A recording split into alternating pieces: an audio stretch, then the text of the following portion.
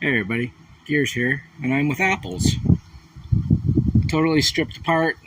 I did another video a few minutes ago where he didn't quite look like this yet. This is a good example of the layering that I do. But if it's coming out in the sunlight, that's impossible for me to tell. I'm going to guess yes, this is focused right now. Brown, yellow, splatter of orange, silver, layer and layer and layer, and then the final factory colors. But it appears that after I did a red layer, I then went and did another rust pass. Interesting. So this is about half an hour sanding with the Makita at 100 grit. Once this dries out, it's going to look a lot worse than it does. I've done the top, the middle, and I haven't done this bottom row yet at all. The Makita with the battery in a single hand, it gets to be a bit wearisome, unfortunately, and it doesn't do well with my carpal tunnel. Oh, this is good to know. There were 2 cracks in the paint here, and I see those cracks go pretty much all the way through. I'll have to take a look at the back later.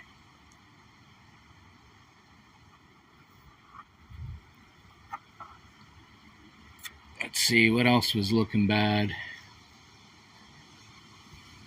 Wow, is this really it? This is almost fingernail smooth. Not quite, but close. So here, let's see if we can get the focus going. Red, silver, yellow, orange, brown. Right there. That way, any damage kicks off the red and brings up this underneath, rather than going and putting the silver and the rust on top of the red. It's naturally self-weathering. Oh, we're starting to dry here. Oh yeah, way starting to dry. Is that difference showing up on the camera in this sunlight? Tough to tell.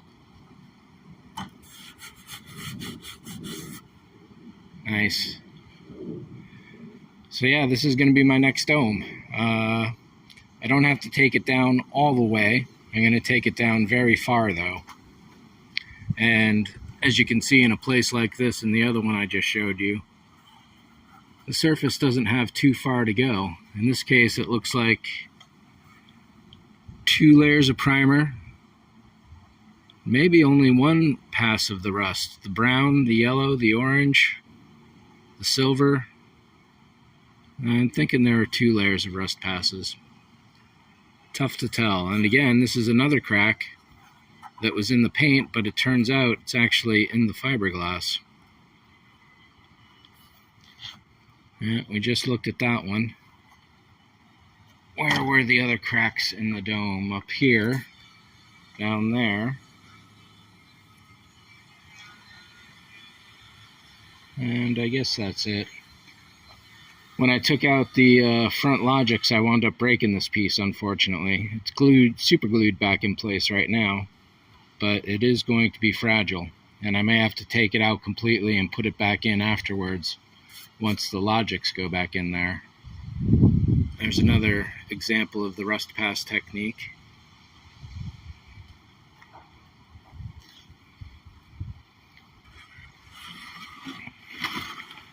Let's get this in the sunlight here.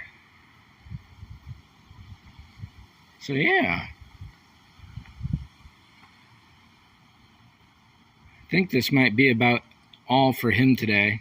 I had him on a stool over there. I can show you. Let's see.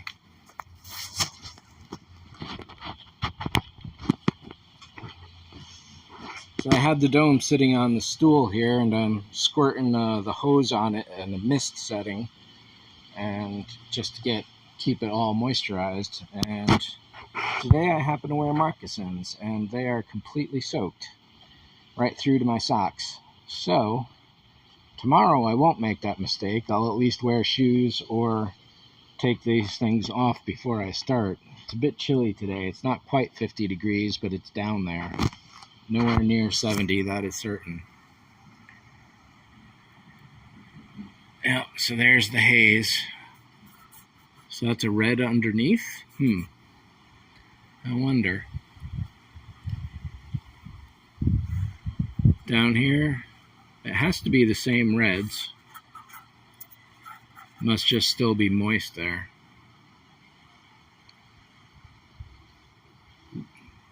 And sorry about this focus. This phone really sucks. I'm wishing I had a real camera. You can see all the glistening of the gloss paint. Yeah, so that's just wet. There's a big crack. Not coming through? Yeah. Some smaller cracks around here. All of this mess is actually just chipping in the gloss layers. That's pretty freaking deep. How I'm going to sand all this out, because it's a recess, I don't know yet. These are recesses as well. Yeah, so there's a real serious depth on the gloss. I'll call it a full millimeter, 2 millimeters, 1.5 millimeter deep.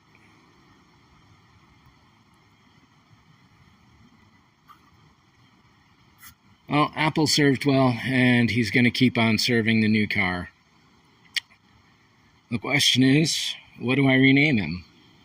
I've got an idea, but we'll talk about that in another video. Yeah, that's really bad. Wow.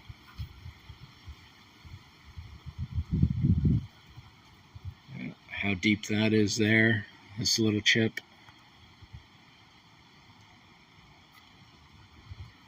Nice.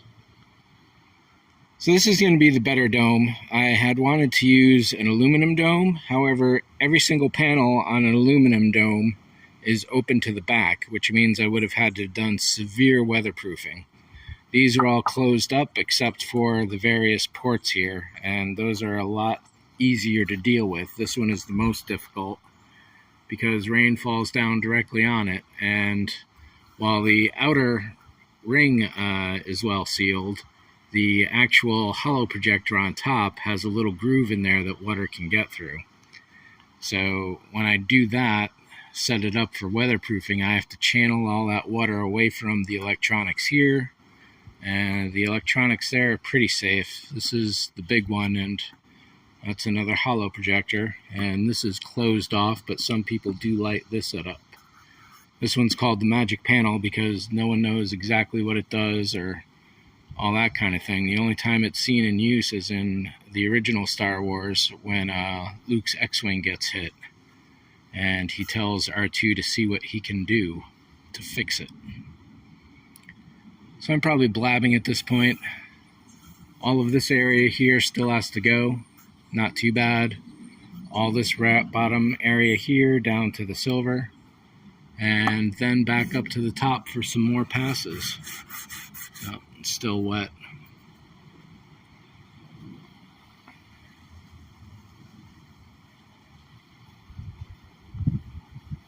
I should call him Frosty right now.